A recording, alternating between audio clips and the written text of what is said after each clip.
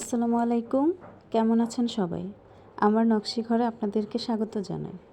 আজকে আমি হাজির হয়েছি সুন্দর এই নেক ডিজাইনটি নিয়ে। এটার টিউটোরিয়াল আজকে আপনাদের সাথে শেয়ার করব। আশা করি লাইক দিয়ে ভিডিওটি দেখা শুরু করবেন।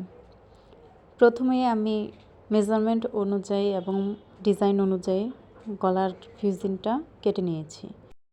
এটা গলার পট্টি, গলার ব্যাক সাইডে থাকবে এটা। আসলে ডিজাইনটা মূলত এটার মধ্যেই করা হয়, যা কাটিং এবং ডিজাইন করার এটার মধ্যেই করা হয়।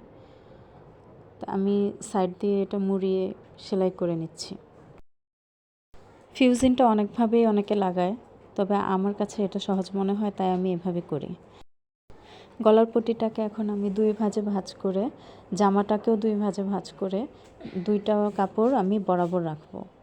জামার উপরে জামার পট্টিটা আমি ভাঁজ করে রাখবো। এরপর আমি 2 সুতা পরিমাণ কাপড় রেখে এটা আমি কেটে নেব। যে 2 সুতা পরিমাণ আমি রেখেছিলাম এটা ছাড়া আমি ফিউজিং বরাবর সেলাইটা দিয়ে নেব।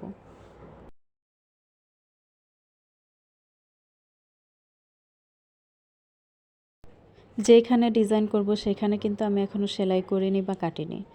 আমি গলাটা জামা বরাবর বসিয়ে এখন আমি ডিজাইনের জায়গাটা সেলাই করে নেব।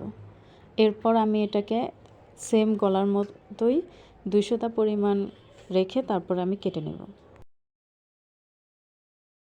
এবার 2 সুতা পরিমাণ রেখে কেটে নেব, আর পুরো গলাতেই আমি ছোট ছোট করে কাট করে দেব, যেন আমার উল্টানোর পর শেপটা সুন্দর আসে।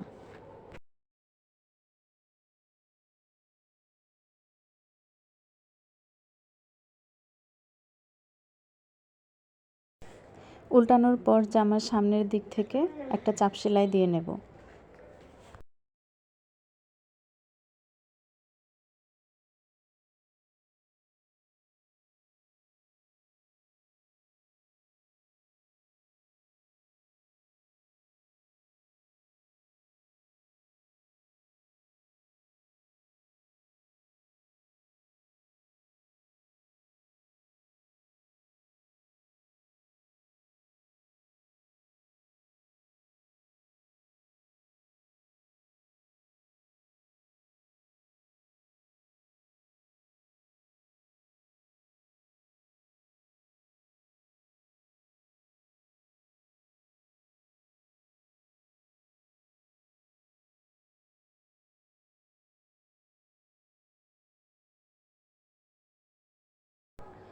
এখন জামার সাথে ম্যাচিং একটা কাপড় নিয়েছি।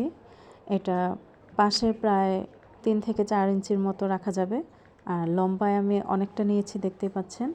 তো এটার আমি ফোল্ড করব, না এক পাশ ছোট থাকবে আর এক পাশটা আমি বড় রাখবো।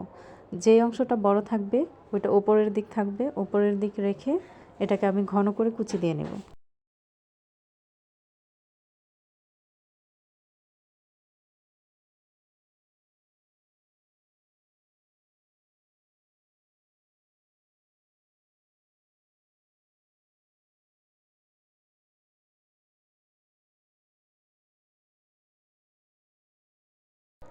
আমার কুচি দেওয়া শেষ।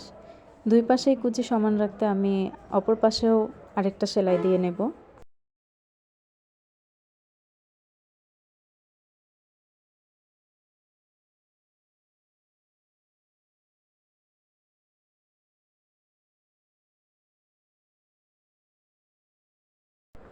এবার এই কুচির কাপড়টাকে গলার ডিজাইনের অংশে রেখে, নিচের দিক থেকে রেখে, গলাটাও আমি উপর দিক থেকে বসিয়েছি। এরপর এটার উপর দিয়ে আমি চাপ সেলাই দিয়ে দেব। মজবুত করে ব্যাক স্টিচ সেলাই দিতে হবে সেলাইয়ের প্রথমে এবং শেষে, তাহলে গলাটা খুলে আসবে না।